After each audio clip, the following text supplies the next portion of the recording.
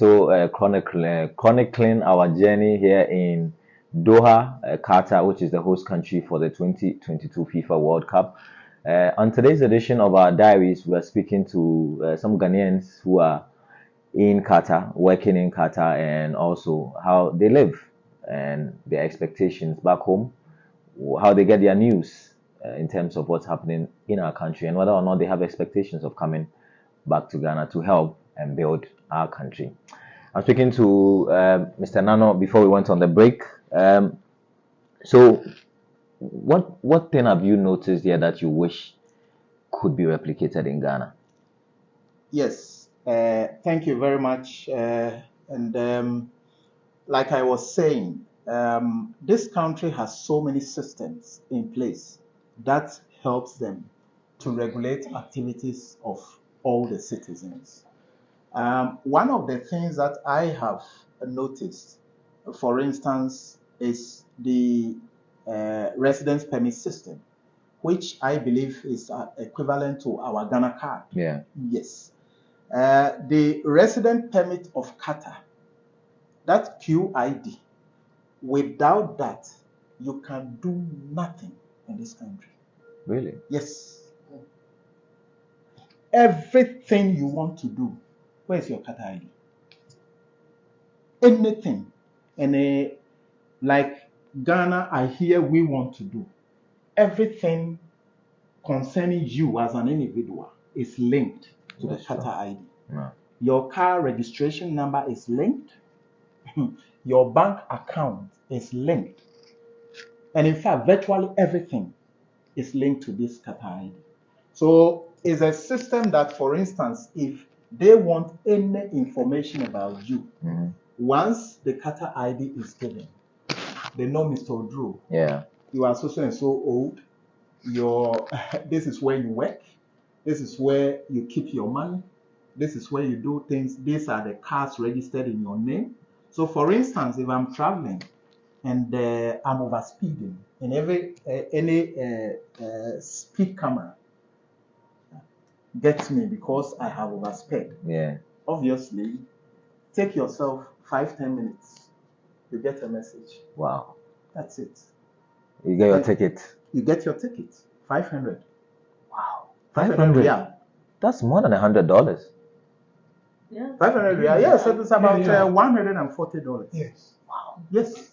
That's over 2,000 cedis home. Yes. Don't go and pay and see. You don't go and pay and see. Don't go and pay and see how it is. That is one of the systems that I believe we need to implement in Ghana. Isn't it easier because it's a small country? Because, I mean, this is a country of how many? Less than 3 million people? And we're talking about 10 times that number in Ghana. Of course, if you look at the size of Qatar, Qatar is just around 11,000 kilometers square, which Ghana is about 238 kilometers square. So if you take this, then obviously this country is just about a 16th of the size of Ghana. So, of course, implementing such systems is much easier than in Ghana. But I also think that the citizens, in addition to the leaders, depending on how we all value the system, depending on how we agree that, hey, this is the kind of system that is going to help us to develop, that is going to help us to progress as a nation. Once these things becomes our focus, obviously you can achieve it irrespective of the size. Then you can be talking about nothing being achieved in Russia.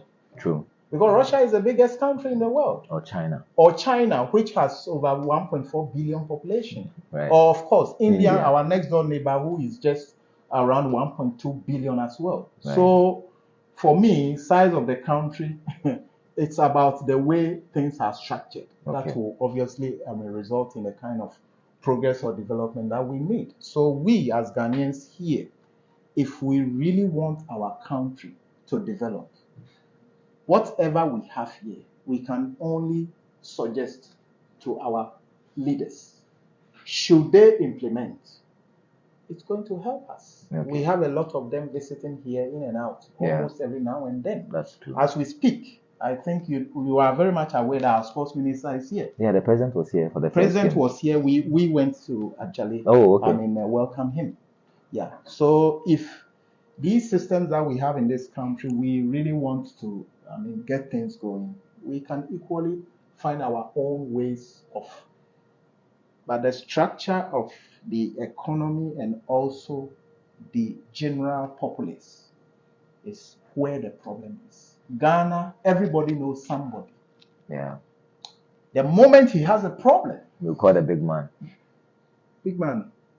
And that's where the problem lies. Everybody wants favor from somebody. True. And this is where our problem is. But if the law is what will be implemented at any given time, any stage, irrespective of whether you are the president's son or whatever, if it can be applied, I bet you Ghana can change. Okay, I have a few questions. Since I've been here, I've seen a lot of foreigners doing a lot of the work.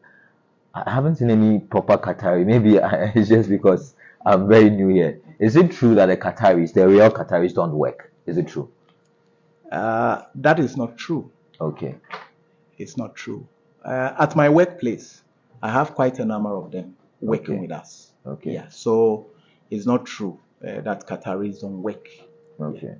It's not true. Okay. So they do work, but they don't. Maybe they don't do the kind of work that I have seen people doing. Yeah, every country has its own way of, giving, structuring their system of work. Okay. And I think the Qataris also have theirs. Yeah. I can understand. It's a rich country with only a few people. Yes, Is it true that there are more foreigners in the country than Qataris? Yes, it is true. It is very true. Yeah, it's true. Why they don't want to give, but they don't want to produce and procreate. For that much, I cannot delve into that. Okay. I can only speak of what I see. Okay. Yes. So I know that the Qataris makes up just around 30%. Wow. Of the population in this country. Okay, I have another question. Is it true that the Qataris don't allow their nationals to marry other nationals? Well, I know of two gentlemen in my company now who are not Qataris, but they are married to Qatari women. Okay, then at least the myth has been broken. Yeah. Let's talk about ourselves, Ghanaians. Yes. Do you think that your life would have been different if there were not so many Ghanaians here? You think maybe you wouldn't have enjoyed it as much as you are now? That is largely so, because to be frank with you, if you are in a community where you have your countrymen all around you, I mean, it makes your life easier. A little bit more easier, because after all, I can always see my sweet sister. Auntie Gloria will bring the chill in the party. and then my chairman here, I can always relate. When you are the president, I will pray for you. Yes, I will pray for. And whenever I'm hungry, also I come to Mama Baby. She prepares some big, very nice banku and things for me. The food is there for only you. Mama Babies will very soon prepare fufu for all of us. Nice. But it's good to see that the Ghanaian community is doing well. But for you, let me come to Elder Bibi. It looks like you are more, if you were in Ghana, we say a bit more middle class, elitist, more educated. What of the Ghanaians who come here are into construction, may not have a lot of education? How do they live? How do you deal with their problems as the chairman of the Ghanaian community? Thank you very much.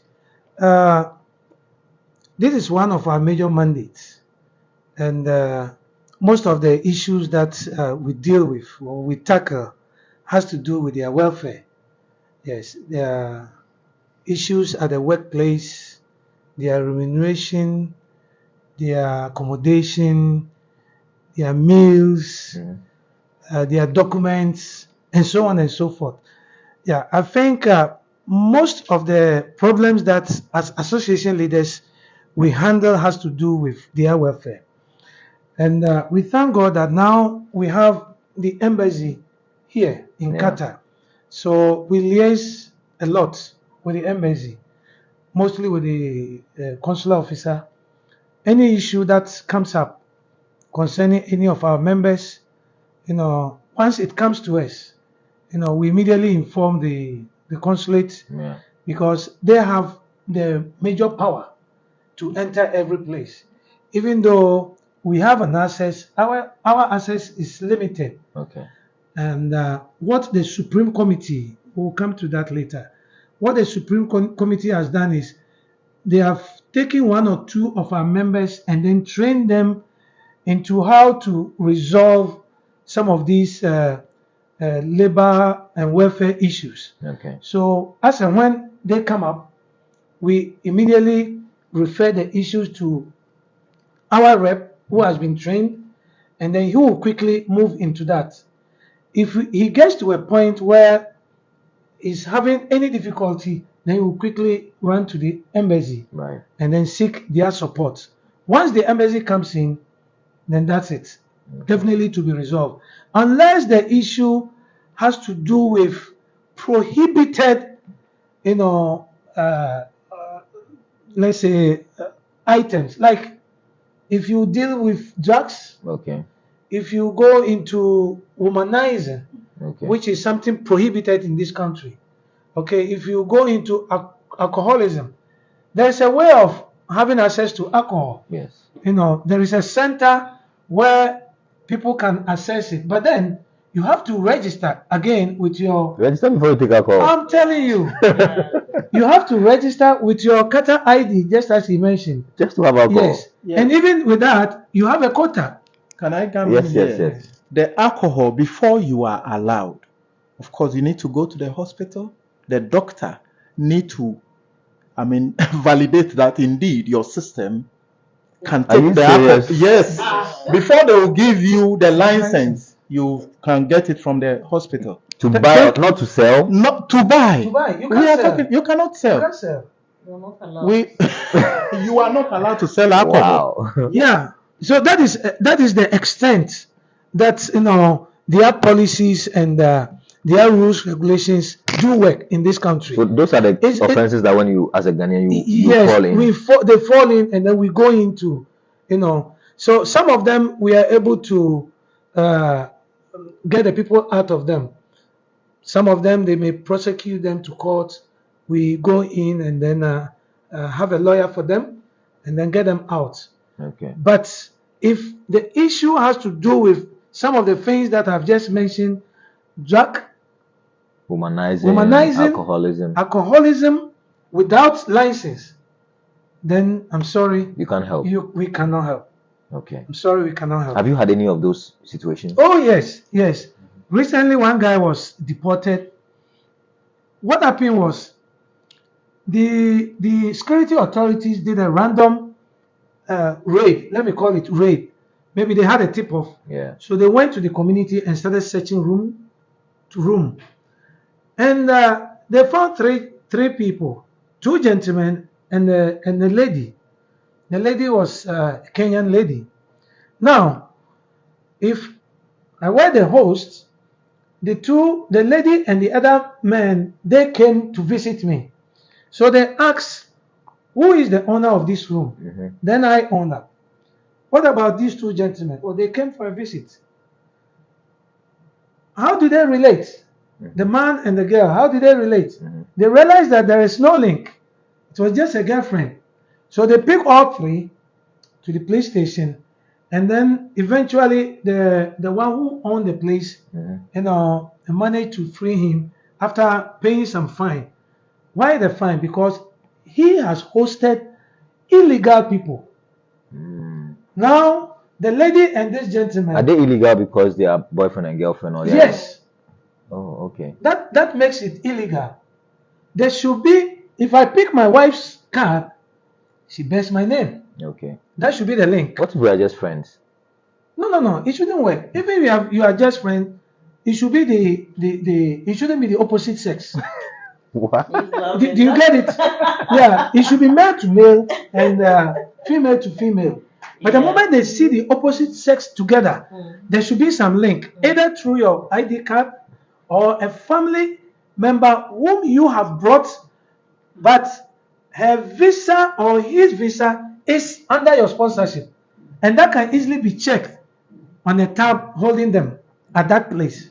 Okay. Okay, so when they realized that there was no link, they sent them to deportation camp. The next day, they deported them. You've lost your job just because you moved with the opposite sex who didn't have any family relation with him. So if you were working with, say, Ma Yvonne, and they met you, they will question the relationship the two of you have? Definitely they will question. If they question and I'm able to explain, to convince them, then I'm free. Because there shouldn't be that sort of, why should I move with somebody who do not have any link with me? Yes. If I'm working with Mama Yvonne, then my wife must be present. That is okay. Yeah, and my husband should know about it. And the husband must be aware of it. Yes. So this is a religious country, so they do things like in that way, in that order. Yeah. So then, how can you be friends then? How can you make friends then? Anyhow, and go for free. How can you make friends then? See, I asked you about the children and whether they have friends and all of that. They have friends. Yeah. When you go to Doha, the schools there, we have schools for the boys, schools for the girls. Okay. Okay. Fortunately, in the side here, we have our school. We have our school that is like they are mixed. Okay. They are mixed. Okay. And in those schools, they don't have their indigenous there. Okay. Where the indigenous are attending schools, they don't mix. Okay. And when we came in here, they have this police specially for what Daddy was talking about, so that people will not mess anyhow. And when we came here, one of the things when we came here at first, we have the book, Aquaba book, that you know exactly how the country runs, so that you don't do things and you say you don't know. Yeah, ignorance is no excuse. No.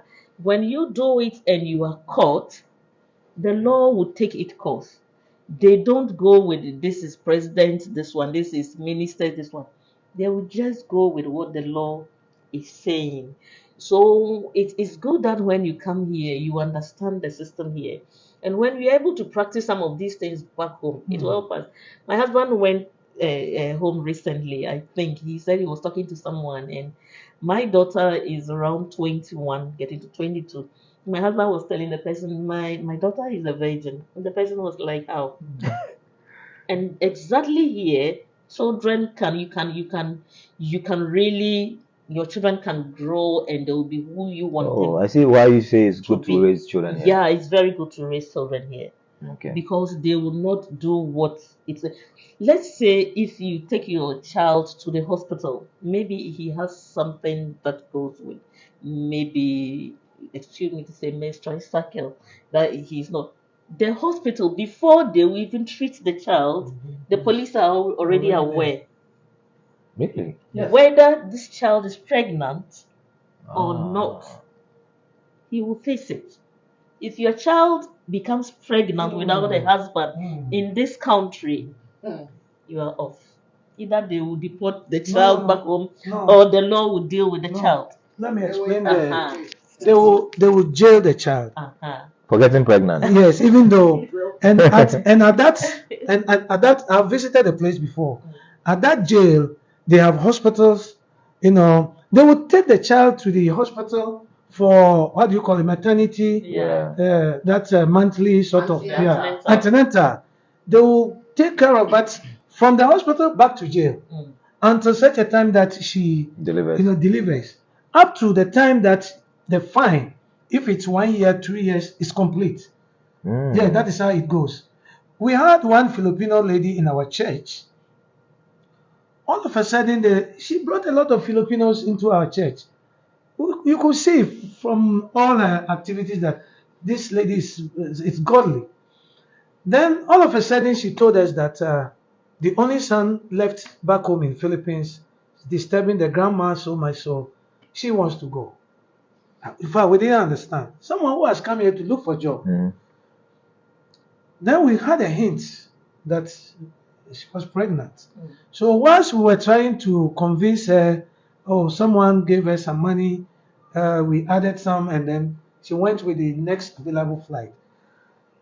If she had stayed a little longer, and this thing was projecting, the scan through the airport will detect it.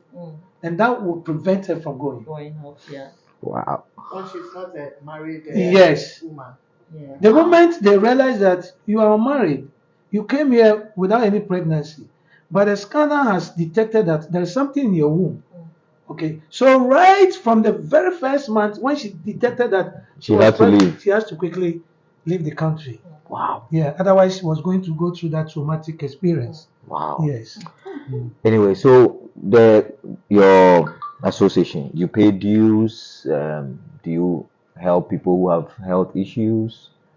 If somebody needs to go back home and they are unable to afford it, how do you help beyond the welfare issues? How do you personally contribute to the lives of these people? Asemo.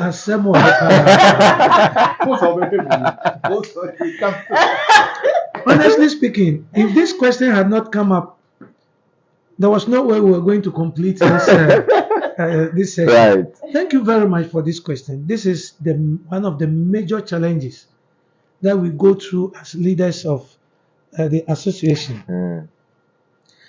When our first leaders who really formed the association started the association, they brought this issue of dues.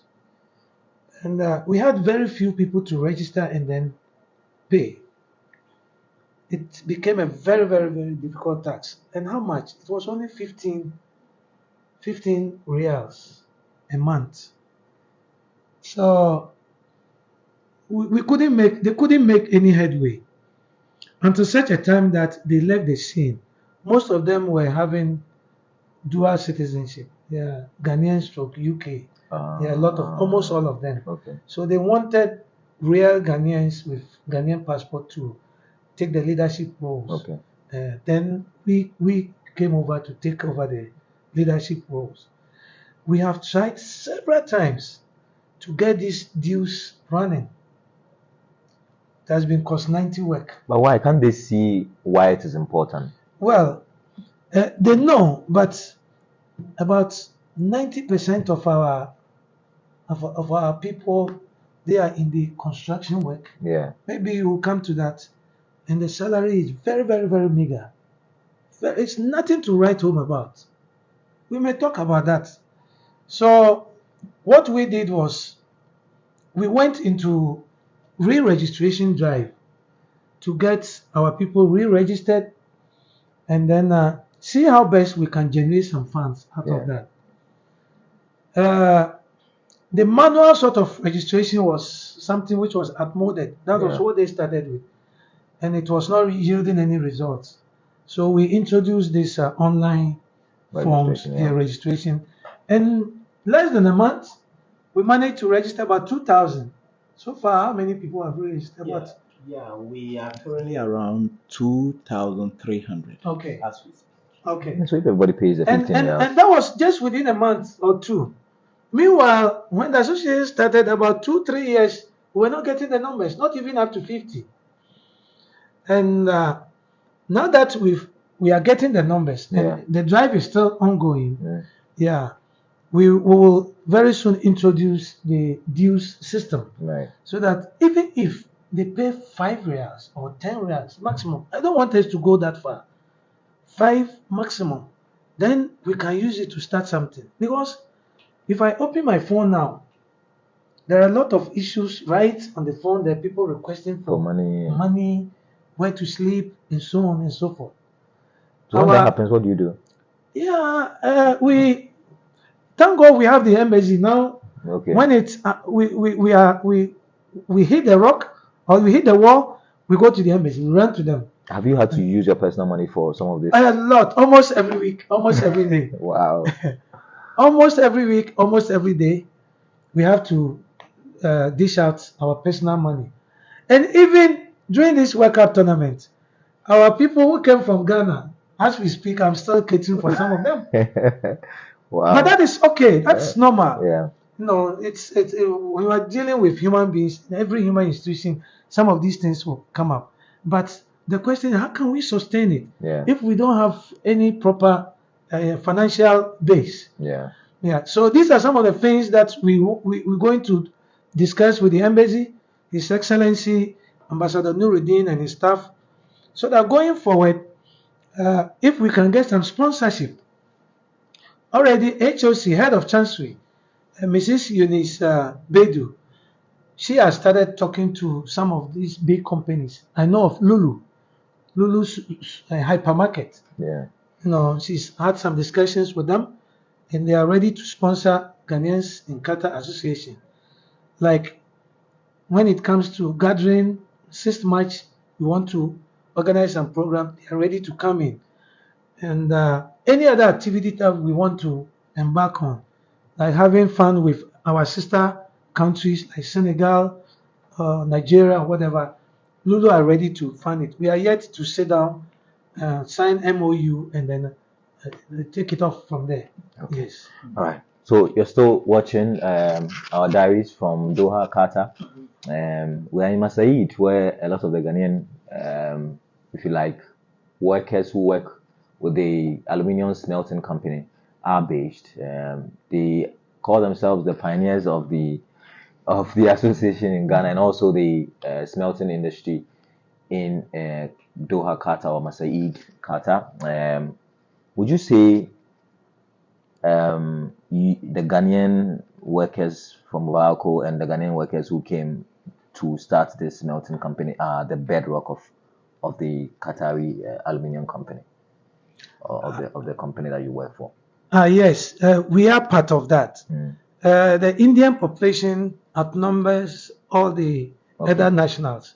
Yeah, but from our experience, and you know how Ghanaians we work. Yeah. With all our body, spirit, soul, and everything.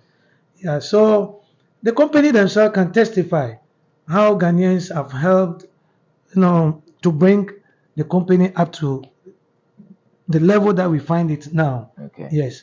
If we are writing the history of the company, definitely Ghanaians in that company will never be left out. Okay. Yes. All right. Thank you very much. Let me sign off with Gloria.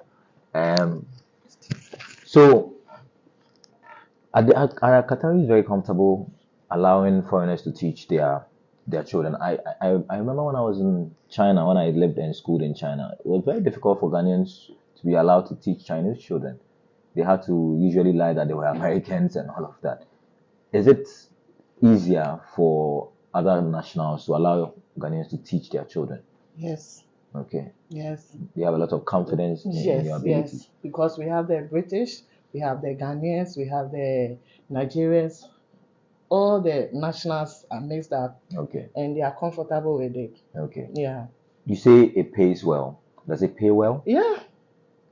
As compared to Ghana, it's because a usually good people say package. teaching doesn't pay well in any part of the world. For Qatar, it's okay, but the only problem is, like, our passports, and with this color, when you are holding the let's say the British passport and the Ghanaian passport, what you are take the white will take 3 times you are taking. Only because they are British or they are American? No, because when they compare, I don't know how to say it. Like when you are back home, what you earned. Oh, so they do that comparison. Yes, that is even to our husbands. Oh, it's the same thing. So apart from that, you wish you were British and you had a British passport.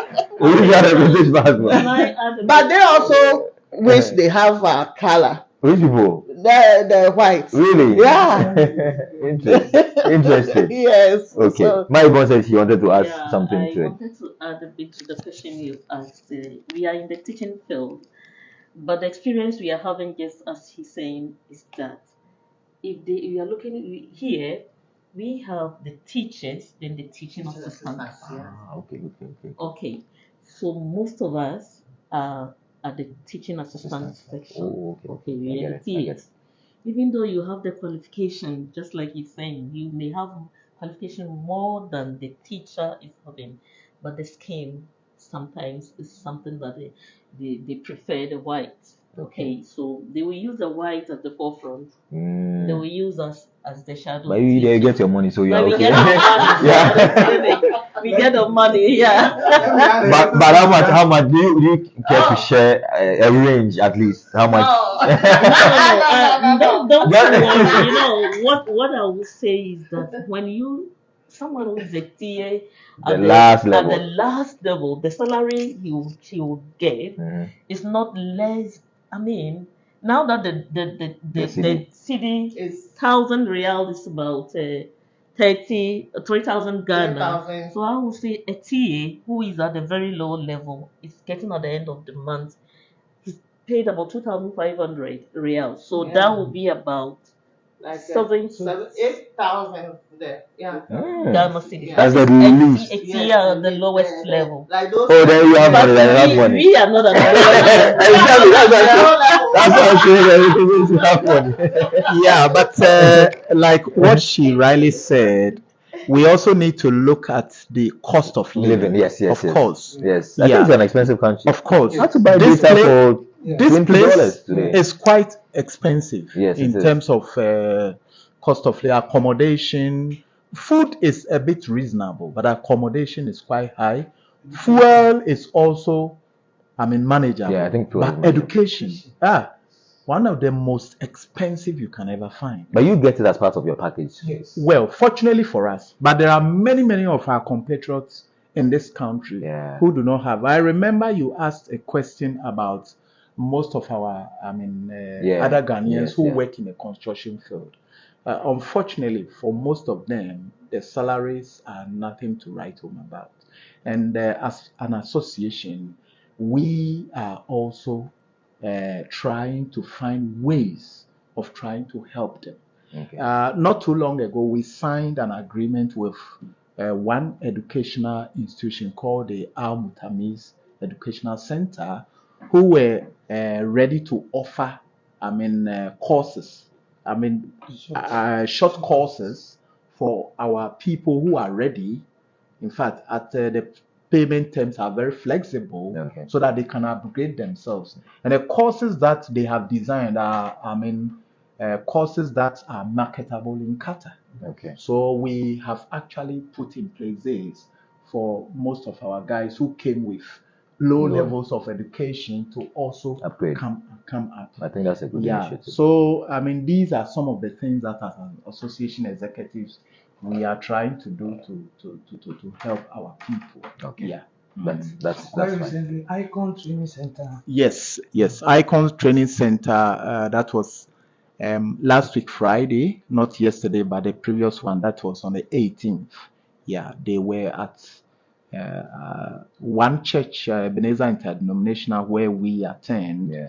To also market Pentecostal. themselves. Okay. Yeah, they also went to the other places. So very soon we will be signing an agreement with them as an association so that they can offer, flexible payment terms for our people so that they can upgrade themselves. I think the leadership is doing well. Because if you look at the Qatari system, if you look at the economic structure, if you look at those who are really the movers and shakers of this economy, you can mention the Qataris themselves.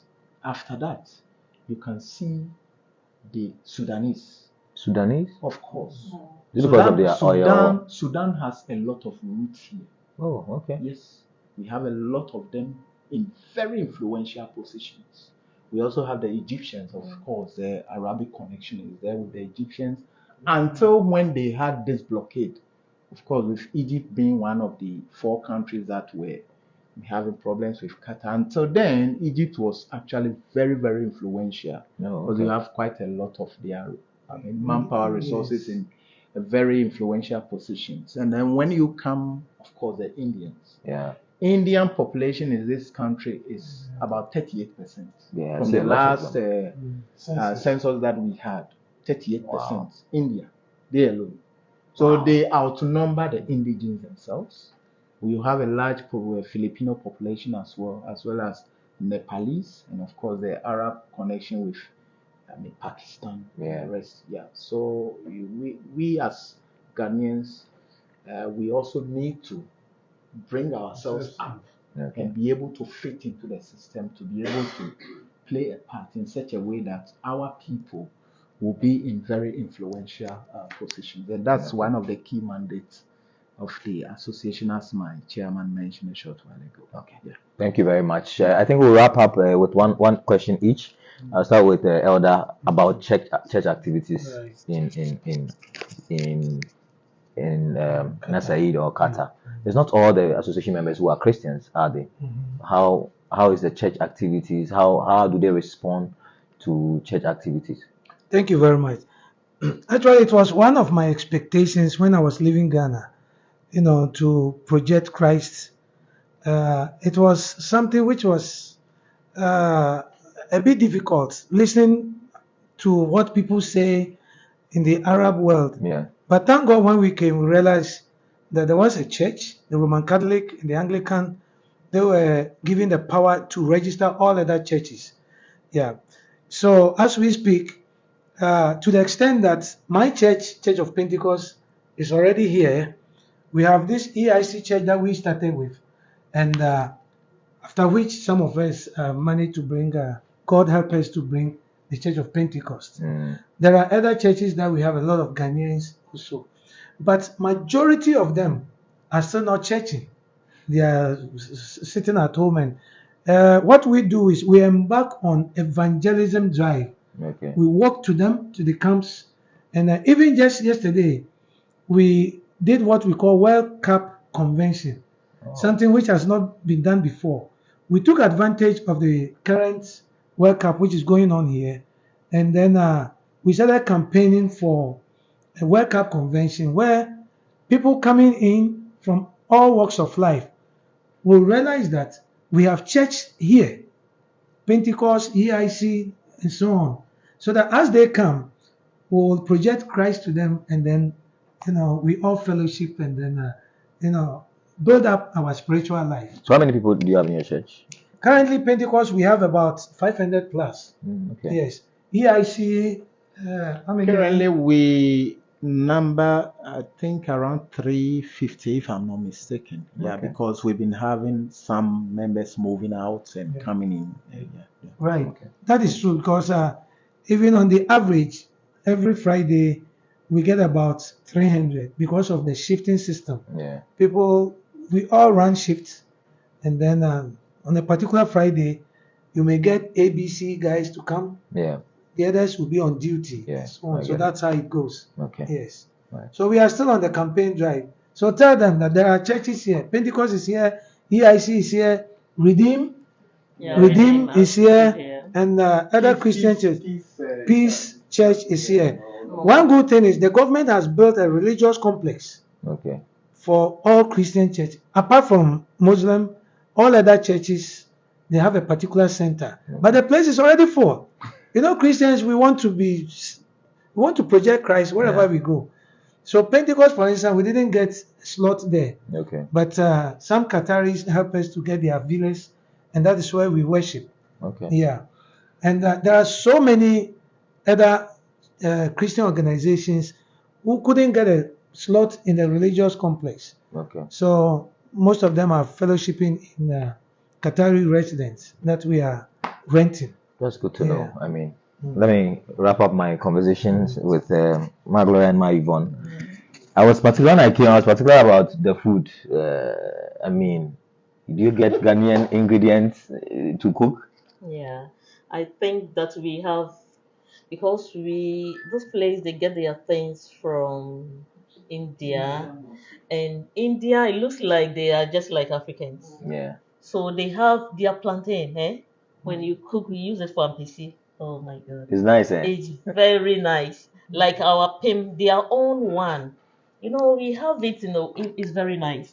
So we are getting the things from India. I think the only thing that we are still getting it from Ghana is the yam. Okay. The yam, I think they don't have it. So we have tomatoes, all the other ingredients. we have everything. The maize is coming from India, and then we are having everything coming from India. But I pray that Ghana, we can also have those things. But now, we are cutting all our food stuff to do galamsey. To do galamsey.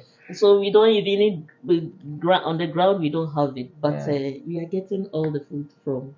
So as far as food is concerned, you don't miss anything then. We don't miss it at all, and we have great mummies here who are cooking it also. Like Mummy Efe is here. We have Amalia. We have a lot of our women here who cook good wache, benkum, and all those things.